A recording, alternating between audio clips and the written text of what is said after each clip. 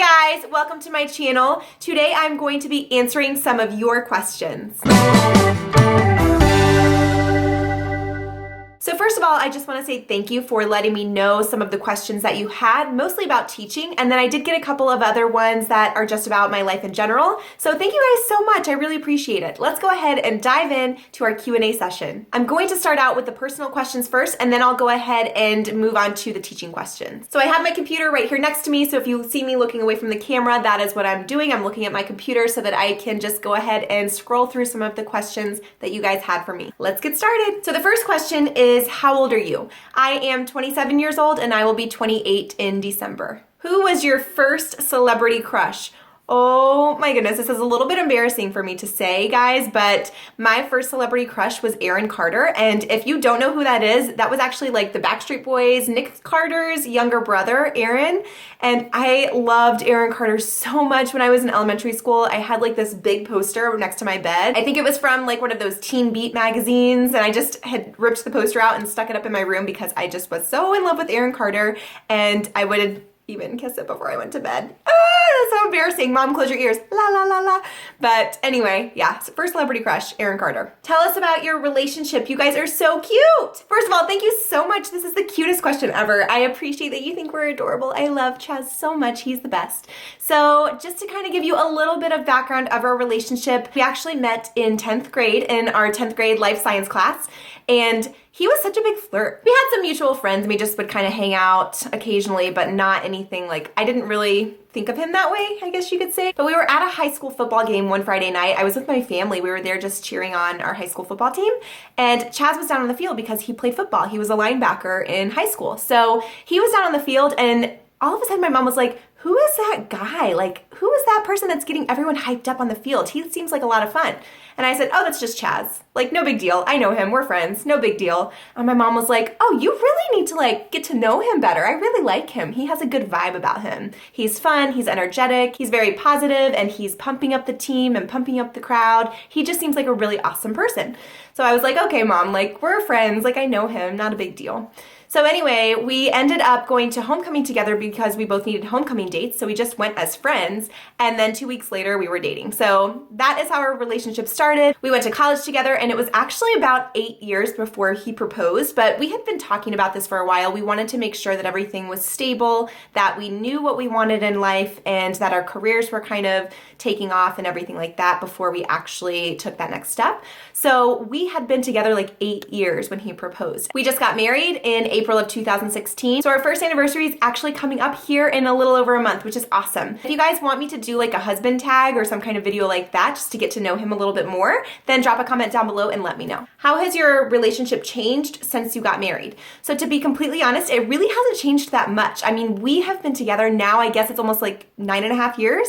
So it really hasn't changed all that much. He's still my best friend. We love to go on adventures together. I guess the biggest thing is that we've been able to go on more adventures because now we live in a place that there's a lot to do, not just go to the beach, which I love the beach, don't get me wrong, but there's a lot to do here. So we have been on so many new adventures together and it just makes our relationship and our new marriage just very exciting and fun. Does your job affect your relationship at all? So I will be completely honest. Yes, it does affect my relationship. However, my husband is very, very, very supportive of what I do. He is an awesome listener because we all know that there are days when we're going to come home and be like, what?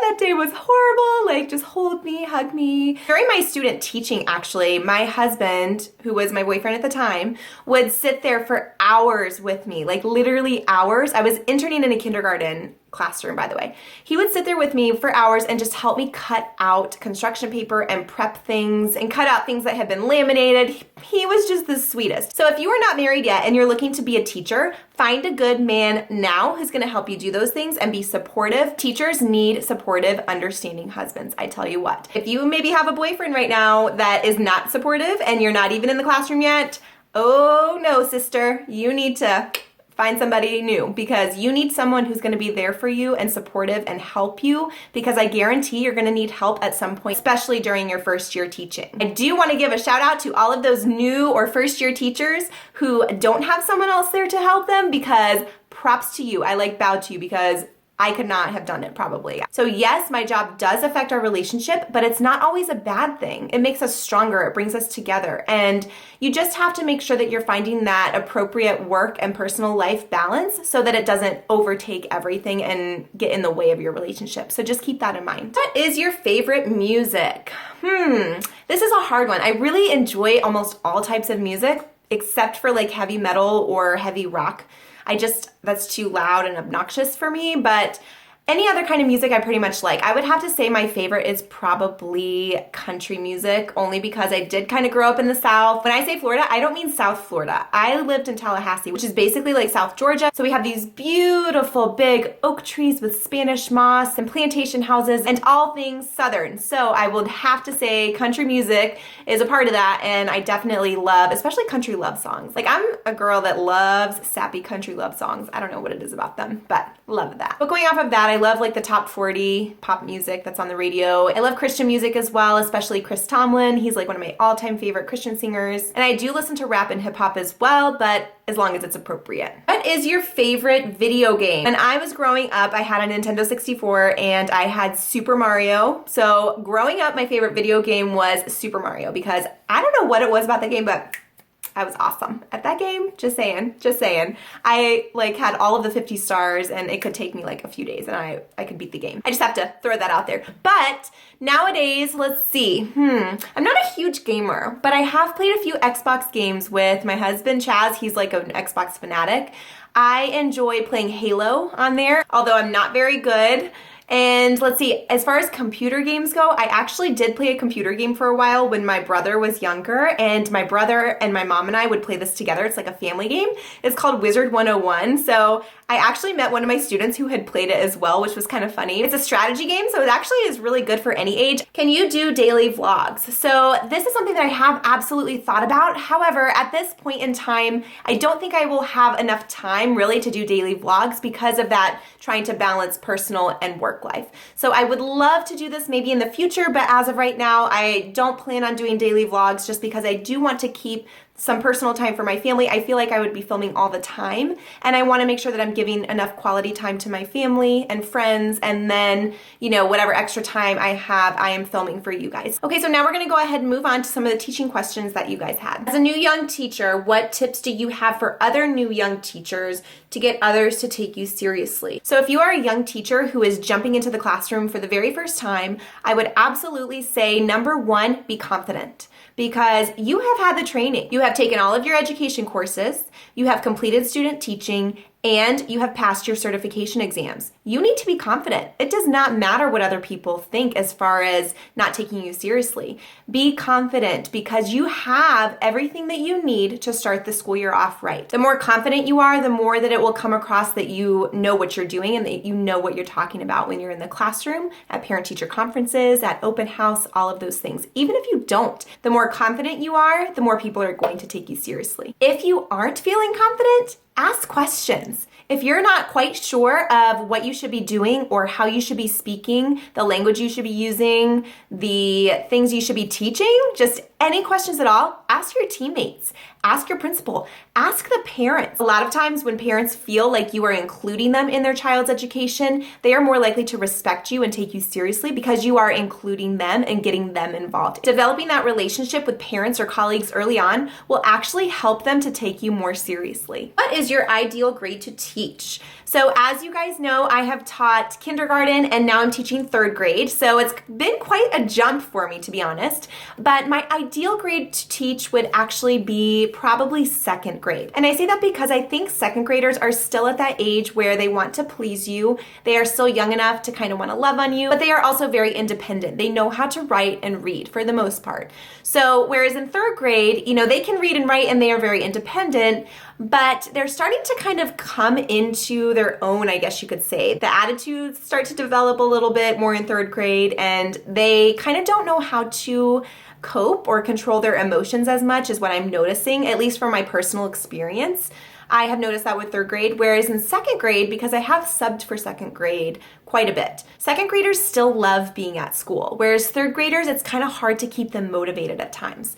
Second graders are very independent. You can write something on the board and they can read it right off, whereas in kindergarten, I couldn't really do that. First graders are still kind of learning to read and write fluently as well. So I would probably say my ideal grade to teach would be second grade. I really want to be a teacher, but I am scared that the pay is not enough. Do you struggle with the salary? This is a great question. And to be honest, I think it just depends on where you're at in your life and what kind of bills you have to pay and just kind of how you have your finances set up. I would definitely recommend starting a budget of some sort and really keeping track of the money that you're making and the money that you're spending. If you're just starting out teaching, really you shouldn't have a whole lot of things to spend money on besides your classroom, because we know that teachers put so much money into their classrooms. Yes, you will, I promise. I spent a ton of money my first year teaching, but I still made sure that I had enough money to make my bill payments. I think as long as you have a budget and you stick to that budget, you should be fine. There's not always a lot of extra money left over, but if you start like a savings plan early on, you should be fine. I have such an incredible passion for teaching, and it doesn't matter. It doesn't matter about the salary. I have enough money to pay my bills. I have enough money to kind of buy a couple of extra things for my classroom, and I'm good. I will say that it helps being married because we have been able to combine our income, so that definitely helps. So I don't really struggle with the salary that much, but I know that some other of my teacher friends have in the past. I think if you have a good plan set in place as far as budgeting and making sure that you have a savings account, I do think that it's very important to get your finances in order and make sure that you have a budget and set schedule for your bills so that you don't accidentally overdraft or anything like that. Because I have been there before. Like, let's get real. Like first year teaching, you're like, ooh, I have this extra money coming in. But really it's not that much. So just be careful. Which of your own teachers played a role in your choice of becoming a teacher? So I actually had two, my second grade teacher, Mrs. Lombach, and my fourth grade teacher, Mrs. Hungerbuehler. Both of them were just amazing. They were always smiling, they were always very positive, and that's what really motivated me to be a teacher because they made a difference in my life. And I wanted to do the same for others. How big of an impact did your own teachers play in your decision to become a teacher? They had a huge impact on my decision to become a teacher. First of all, like I said, my second grade teacher, my fourth grade teacher were amazing. I really just looked up to them as role models. I wanted to be like them. So I will say that I also had a third grade teacher, figures, third grade, but she really, I don't think she had a passion for teaching. I really don't think she liked kids, like at all, which I'm sorry to even say that, but it's true. So that was one thing that actually motivated me to be a teacher as well, because I knew that there needed to be more teachers like Mrs. Lombach and Mrs. Hungerbuehler and not like that third grade teacher. Because when I was in that class, I didn't feel motivated to learn, and I wanted to change that. I wanted kids to want to go to school and want to continue to learn and be successful. So really, both good and bad teachers that I've had in the past had a huge impact on my decision to become a teacher. Do you take some of the things from your own teachers and apply them to your classroom? So I don't remember specifics, to be honest, about my teachers growing up, except for how they made me feel. There's a quote that says, "They may not remember what you taught them, but they'll always remember how you made them feel." And that is so true. I don't remember specifics. However, I know that they were loving. They smiled a lot. They were very positive. I do remember that my fourth grade teacher had the most amazing reading corner ever. Like, she had this circus tent hanging down in the corner and beanbags and things underneath, which was awesome. So that is one thing that I do remember from my fourth grade classroom. And that is one reason that I tried to make my reading corners super cozy in any classroom that I have. What is your favorite part of teaching? My favorite part of teaching is just being there when those students have those aha moments and the light bulb turns on. I mean, it is such a rewarding, amazing feeling, because it's like, oh, I taught them that. They get it. Something just clicks, and that's just amazing. Students get so excited when they finally realize something that we've been trying to teach them for a while, and it's so powerful when you see that they understand it. That's my favorite part for sure. I'm about to apply for some teaching jobs, and I'm really nervous about the interviews. Do you have any advice, and can you remember what the hardest question you were asked was and how you handled it? So I do have a ton of advice for interviews. So I actually am working on a series right now out for you guys that has to do with student teaching, interviews, and taking the certification exams. So stay tuned for that. I will go into more detail in those videos. When it comes to the interview questions, you just have to be prepared. As far as the hardest question that was asked, I really don't think that there is just one particular hard question necessarily. But one thing that I really kind of struggled with was when they asked me about my strengths and weaknesses. We all want to share our strengths in interviews and talk about why they should hire us, what we're good at. But when the interviewer asks something about your weaknesses, like what is your biggest weakness? That's kind of hard to think about. And not that I'm not flawed or anything like that.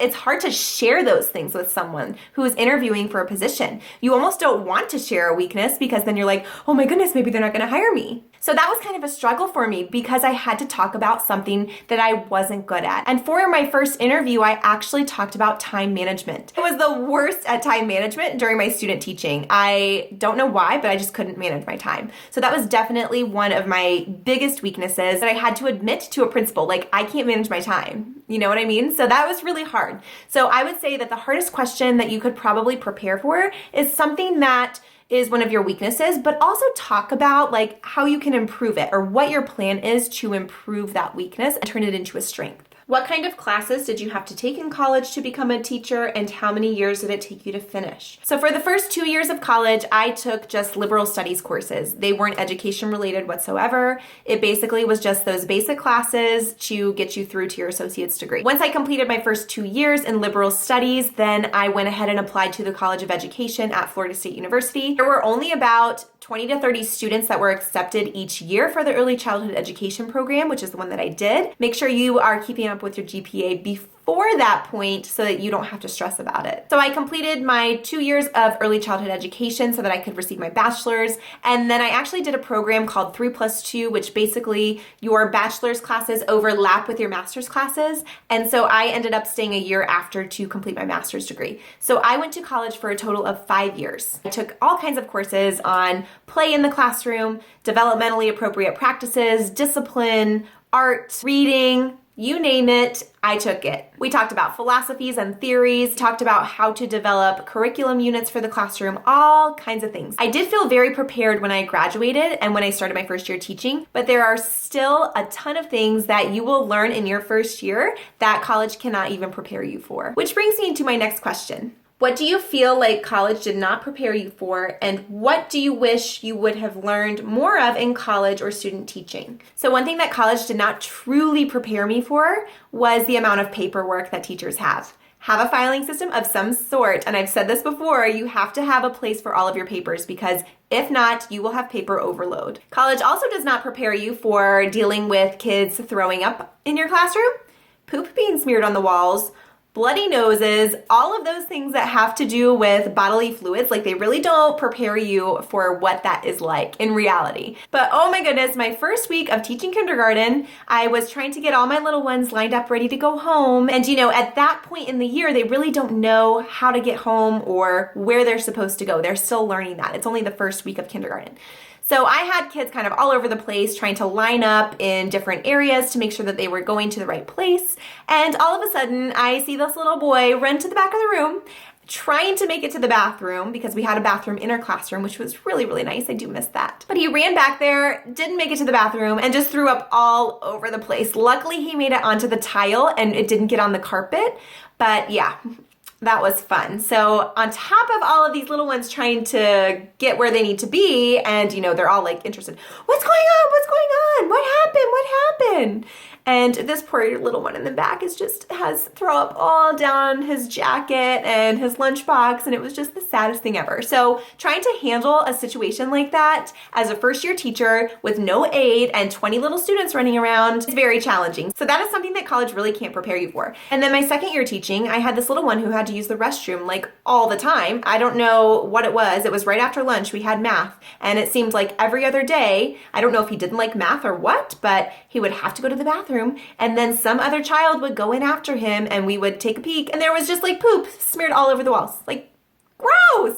Yeah, college can't prepare you for that. This year in third grade, I have had very inappropriate things to come to school that should not be at school, and things that could potentially be dangerous. So that is something that college can't really prepare you for. What happens when a student brings something like that to school? It's very scary. Like, college can't prepare you for that. So it gets a little crazy, but it's fun. There's never a dull moment in teaching. If there's a way that I can guarantee that you'll have an exciting and eventful life, teaching is it. What advice would you have for someone who is in high school and thinking about being a teacher?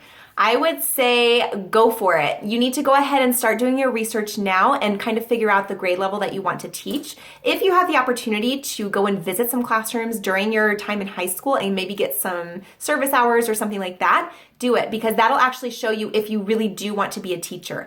It's not all smiles and sunshine all the time. You have to deal with discipline issues. You have to make sure that the parents are happy and that they're on board with what's going on in the classroom. There's just a lot that goes into teaching that people really don't realize. So try to test it out if you can before you actually go through all of your college courses, just to make sure that it is what you want to do. I will say that being a teacher is the best decision I have ever made. Do you have any tips for passing or studying for your state certification exam? You really need to get to know the state that you're in and what their expectations are for their teachers. Make sure you get a study guide from Books A Million or Barnes & Noble or one of those bookstores. They always have fantastic study guides. That's what helped me get through my state certification exams. From my personal experience, I had a lot of questions that were situational. So for example, it would have a scenario and you had to choose the best answer. What you would do as the teacher. Johnny kicked over Susie's blocks in the block center.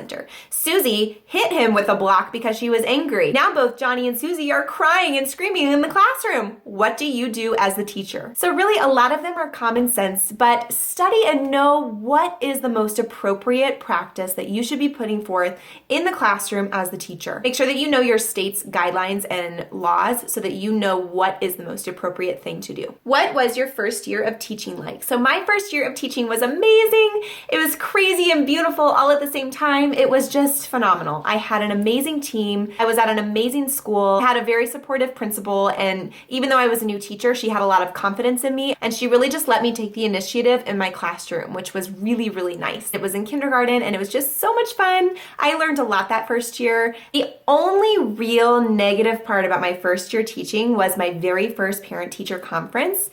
It did not go well. I'm actually really glad that I got that one out of the way because it really kind of set me up for success for all of my other parent-teacher conferences. If you guys want me to do a video on my first year teaching and give some tips for new teachers, I will absolutely do that. Just drop a comment down below. I don't have a microwave or fridge in my classroom and I don't like eating in the teacher's lounge. Do you have any lunch or snack ideas? Yes, I do not particularly care to eat in the teacher's lounge either, and not that I don't want to be around my teacher friends, but for lunch or anytime I have a break in the classroom, I just like to kind of veg and clear my head and relax, and I really just don't want to talk. So not that I don't love my teacher friends, like I said, but that time is just kind of my me time where I can relax, process my thoughts, enjoy my break, and then as soon as the kiddos come back, I'm ready to teach full force again. So when I first wake up in the morning, I always have some kind of granola bar and orange juice on my way to school. Then when I get to school, I usually have a banana. I always drink lots of water throughout the day because staying hydrated is so important for your energy levels throughout the day. I highly recommend you keep some kind of tumbler at school just to make sure you have some place to refill your water throughout the day. For lunch, I always have some kind of sandwich or salad for my main course, and then I have some veggies and hummus, sometimes some Triscuit crackers and cheese cubes, maybe some like fruit or almonds like as a snack just to give me that protein and energy throughout the day. And then in the afternoon, for like an afternoon snack, I typically eat some pre-popped popcorn. I don't have a microwave or fridge either, so these are things that can just stay in your lunch bag and you can just pop out. You don't have to warm anything up. If you need to use an ice pack, just throw an ice pack in your lunch bag with this stuff to keep it cool. It shouldn't go bad. Like my food never goes bad. It always stays nice and fresh. Do you or have you ever felt that your current or previous administration expects too much of you without providing support or resources, and how did you handle that? So I have had two completely opposite principals.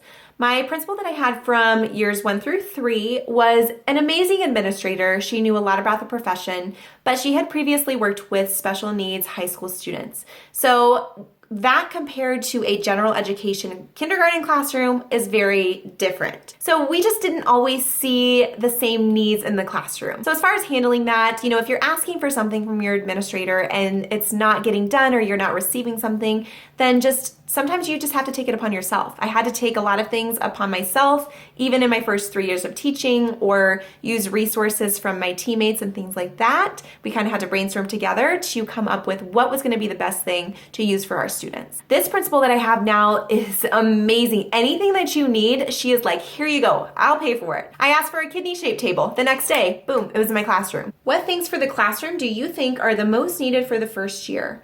Number one, I would say some type of parent-teacher communication. I used daily folders my first year of teaching, and the students' parents were able to see what color the student was on every day, and then there was a little comment section at the bottom that they could leave comments every single day if they wanted to. If the parents feel included, they're going to appreciate you more. They're going to look at you as though you know what you're talking about, you know what you're doing. They're going to take you more seriously. So absolutely some kind of parent-teacher communication that is either daily or weekly, so that both you and the parents can stay on the same page throughout the school year. That is a must for first year teachers. Some things that I use a ton in my classroom as far as decorations go, I know one of my questions was about classroom decor for the first year, and this kind of ties in with that.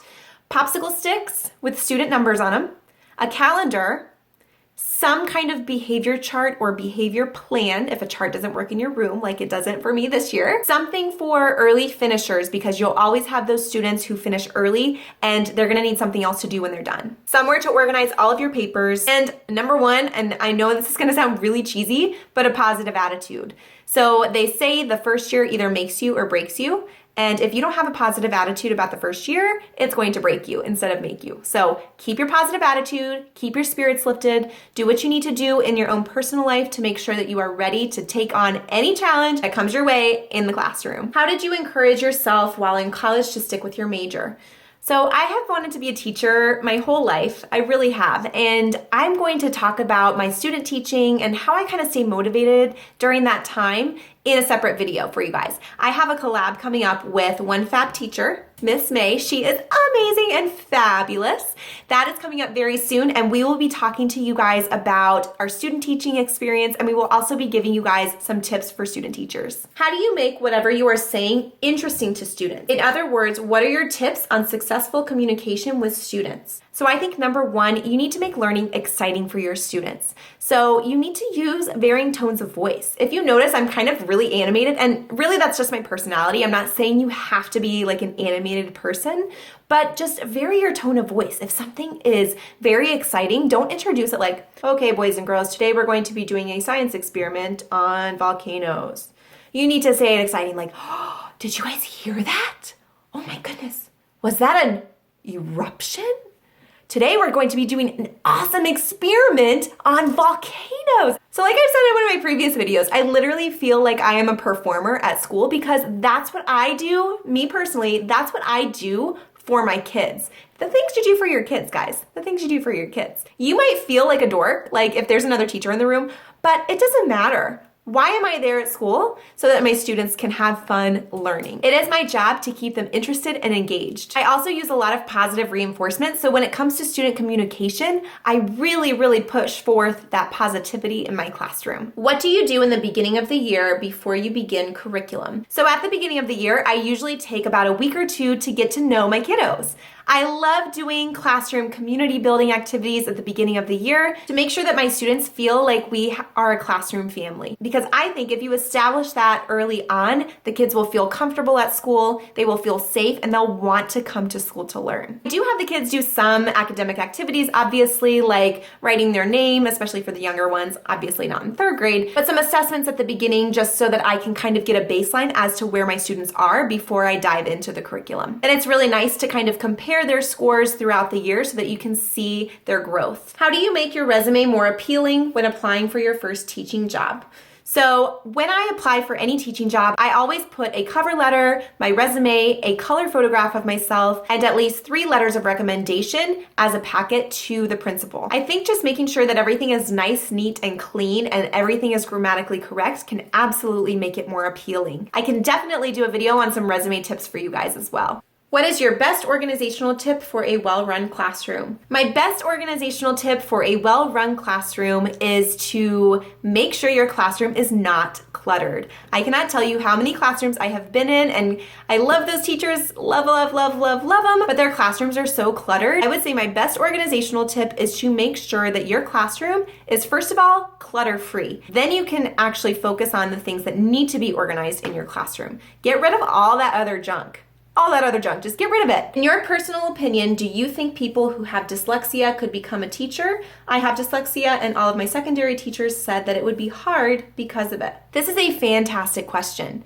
I'm going to say absolutely yes. Why not? Now, I will agree that it probably is going to be a little challenging, but if you're a hard worker and if you're determined and if you're willing to do the research on how you can really kind of overcome some of those things in the classroom as a teacher and help your students based on what you've personally dealt with, I think you would make an amazing teacher. In my personal opinion, I think you would actually understand more of where a lot of students are coming from when they're struggling with reading and writing. I think we need more teachers out there who are pushing through that so that they can help students. There's going to be a lot of students in our schools who have dyslexia. You understand where they're coming from. You understand their frustrations. You are going to be able to help them better than I could, better than some of us other teachers who don't have dyslexia. So yes, absolutely. You may have to play around with some things and kind of figure out what works best for you as a teacher and modify some things, but I absolutely think that you could be a teacher. What is your favorite song or chant that you do or have done with your kids?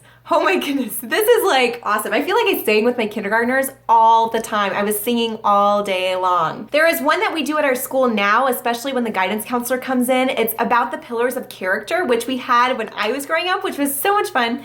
But they say, character counts. And the kids repeat, character counts.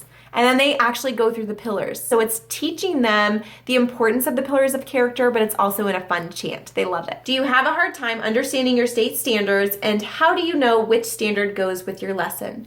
So the nice thing about a lot of curriculum manuals nowadays is the standard is actually listed in your lesson. So I don't have the hardest time understanding state standards. If I have a question about something or if it's really kind of vague, which a lot of them are nowadays, I would just ask a teammate like, hey, what do you think this means? Or what kind of lesson do you think would go well with this standard? That's the nice thing about having good teammates and meeting with them frequently is that you get to talk about those things and they really kind of help walk you through that. So if you are a new teacher and you are coming in and just kind of trying to figure out the state standards, I would highly recommend asking your teammates what they think works for certain standards as far as lessons go. And we're on the last question. Last question is it hard becoming a first-year teacher? Does the school give you steps within the curriculum like lesson plans, or do you have to come up with all of it on your own? It is going to be hard. Let's be real. Like, it's your first year teaching. There's going to be a lot of things that you haven't experienced that you are going to experience your first year teaching. It is hard, but just push through it. Ask questions, ask your teammates for help. Like, don't be scared to ask for help. There really are a lot of people out there who want to help you, so ask. Most curriculum manuals do have steps listed in there. However, it's not like step 1, say this, step 2, say this. Now, some of the curriculum are scripted like that. However, like the math curriculum that I have this year is not that way. You have to really dive in and read kind of your whole lesson first to see what you're actually teaching. So it just kind of depends. I would highly recommend reading through your curriculum before you do your lesson plans so that you can kind of long range plan, kind of plan out ahead of time so that you don't miss kind of the big picture. A lot of it is listed for you, but you are going to have to use some supplemental materials. I use Teachers Pay Teachers all the time to supplement my curriculum in the classroom with some additional activities that I think will benefit my students in mastering that standard. Thank you guys so much for stopping by today. I hope you enjoyed this Q&A session. I know that it was probably very long, but hopefully I got some of your questions answered. If you found this video helpful, please click that like button and subscribe to my channel so that you don't miss any future videos. Thanks guys, see you soon. Bye.